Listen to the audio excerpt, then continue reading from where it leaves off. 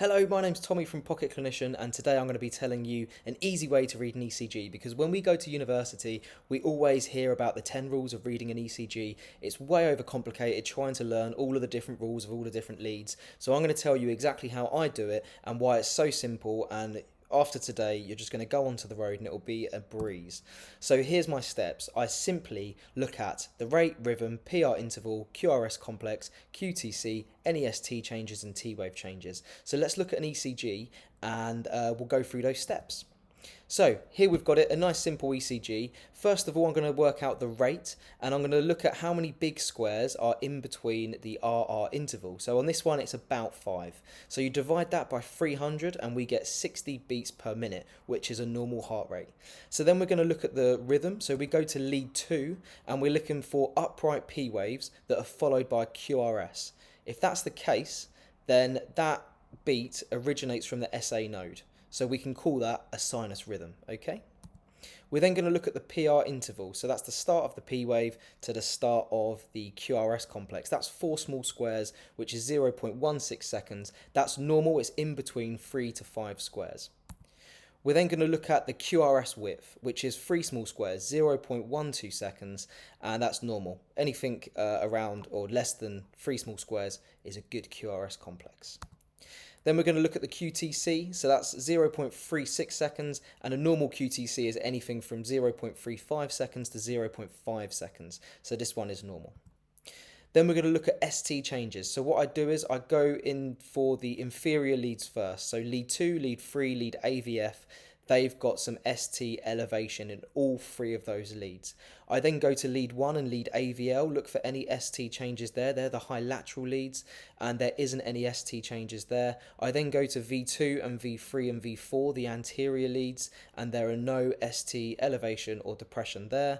I then go to the lateral leads, V5 and V6, to see if there's any ST changes, and there isn't any there. So let's look at T-wave inversion next. So there's no T-wave inversions in the inferior lead, but there is in lead AVL. So I'm going to circle those and we'll come back to those later. There's none else in the anterior or the lateral leads, which is good.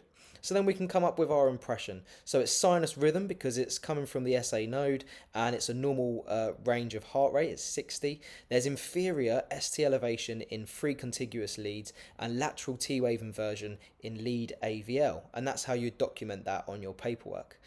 It's nice and easy to go through these steps on a nice, simple ECG, and that's generally what you'll get at university. But what I'm going to do now is go through a complicated ECG. So if we look at this, that gets printed out of the Life Pack or the Zol, whatever you're using, and everyone's panicking. Oh my God, it's a complete and utter mess. But don't worry, using these steps, you'll be able to simply identify what it is. So first of all, let's look at the rate. It's 112. You can also do this by feeling the radial pulse if it's in irregular rhythm or you're not 100% happy with the accuracy of what's showing there. We're then going to look at the rhythm. So we're looking at P waves in lead 2. So as you can see, there's a P wave there. It's upright and it's followed by QRS. So that is sinus rhythm. Okay? We're then going to look at the PR interval. So the start of the P wave to the start of the Q wave is 4 small squares, 0.16 seconds, so that's normal as well. We then look at the QRS complexes. Now, as you can see, there are very wide and abnormal QRS complexes, but what we're going to look at is the QRS complexes that follow a P wave, okay?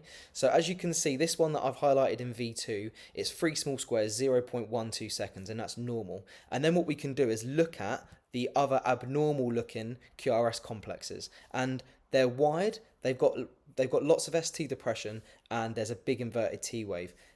There is no P wave before those, so they come on after each T wave, okay? So that's what we would class as a premature ventricular contraction, and they are after every other normal QRS complex, okay? We're then going to look at the QTC, which is 9 small squares, 0.3 seconds, and I'm happy that that's a normal QT interval. So looking at ST changes, we go through all of the different leads, and you're looking at the normal beats, not the PVCs, because ST and T wave abnormalities are normal in PVCs, okay? So once you've ascertained that there's no ST elevation and T wave inversion in all of the normal beats in all of the leads, then we can say that there's no ischemic changes. And then we come up with our impression. So it's sinus tachycardia because it's coming from the SA node, there's a P wave, and the heart rate is above 100, it's 112, with bigeminy premature ventricular contractions, PVCs, because bigeminy PVCs is when there's a PVC after every normal beat.